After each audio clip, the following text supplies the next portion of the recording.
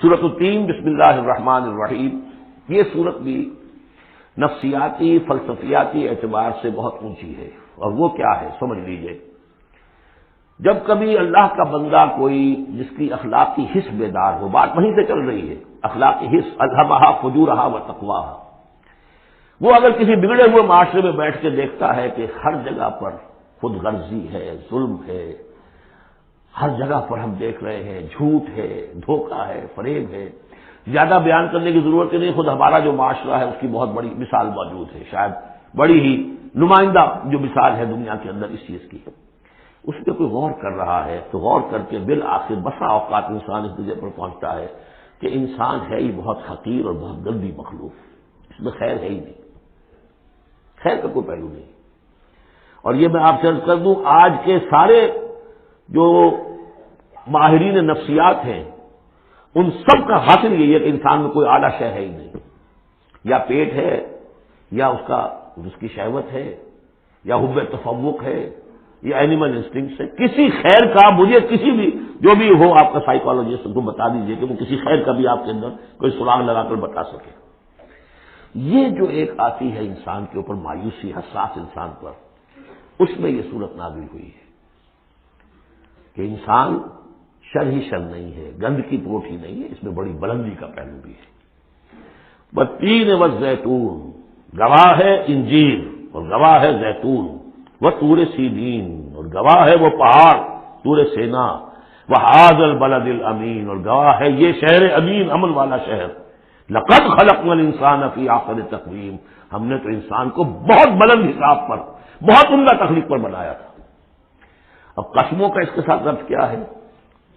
تین، انجیل، یہ اس علاقے میں کثرت سے ہوتی تھی، اور کہتے ہیں کہ اس پہاڑ کا نام بھی جبل تین تھا جہاں حضرت نوح علیہ السلام نے دعوت و تبلیغ کی 950 برس تک.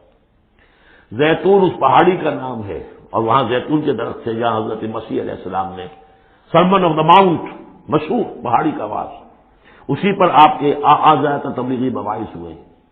طور سینین تو واضح ہے، حضرت موسیٰ علیہ السلام کو جہاں ہم کلامی حاصل ہوئی. ھذا البلد الامین، اور یہ امن والا شہر جس میں محمد الرسول اللہ دعوت و تبلیغ کے فریضہ سر انجام دے رہے. ان شخصیتوں کو اصل میں ان مقامات سے مراد یہ شخصیتیں ہیں. اگر کسی کا خیال یہ ہے کہ انسان میں کوئی خیر ہے نہیں تو دیکھیں ہمارے بندے نوح کو، یاد کریں ہمارے بندے عیسیٰ کو، یاد کریں وہ بھی تو انسان تھا، موسیٰ جو رب سے ہم کلام ہوا تھا. اور دیکھ لیں اس بندے محمد کو صلی اللہ علیہ وسلم جو اس بلد امین میں نظر آ رہا ہے. کیا تمہیں ثبوت نہیں مل جائے گا کہ انسان میں تو بڑی عظمت رکھی تھی ہم نے؟ یہ دوسری بات ہے. آپ اپنے آپ کو حیوان ہی سمجھ لیں، حیوان بنا لیں. فلا تکونوا کالذین نسوا اللہ فانساہم انفسہم، یہ تو آپ کا کام ہے، آپ نے کیا ہے، یہ گراوٹ تو آپ کو ملی ہے. حقیقت میں اللہ تعالیٰ نے بنایا تھا وہ تو بہت اونچے مقام پر بنایا تھا. آدم مسجود ملائک، آدم خلقتہ بیدی، اپنے دونوں ہاتھوں سے بنایا ہے. وَلَقَدْ كَرَّمْنَا بَنِي آدَمَ وَحَمَلْنَاهُمْ فِي الْبَرِّ وَالْبَحْرِ، یہ ساری آیات جو اتری قرآن مجید میں. تو انسان سرشت کے اعتبار سے کچھ کمزور ہے، فطرت کے اعتبار سے بہت بلند ہے. یہ میں دونوں الفاظ بار بار استعمال کرتا رہا ہوں، اب ان تمام چیزوں کی وضاحت ممکن نہیں ہے. اس کا روحانی وجود سب سے اونچا ہے، اس کا حیوانی وجود بہت نیچے ہے. اصل میں اس حیوانی وجود میں آ کر یہ نیچے چلا گیا ہے. والتین والزیتون وطور سینین وھذا البلد الامین لقد خلقنا الانسان فی احسن تقویم، ہم نے انسان کو بنایا تھا بہترین حساب سے. ثم رددناہ اسفل سافلین، اب اسے اس جسد حیوانی میں ڈال کر در حقیقت نیچے پہنچا دیا گیا ہے. تو اب کیا کرنا ہوگا؟ اب اوپر اٹھنا ہوگا. اوپر اٹھنے کے لیے محنت کرنی پڑتی ہے.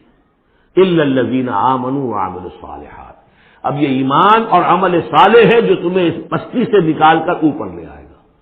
جس مقام پر تم پیدا کیے گئے ہو اس مقام تک پہنچنے کے لیے پہلی محنت کیا ہے؟ آپ کے شعور اور ذہن کی آزمائش ہے کہ اللہ کو پہچانتے ہو یا نہیں. اور دوسری محنت عمل صالح ہے.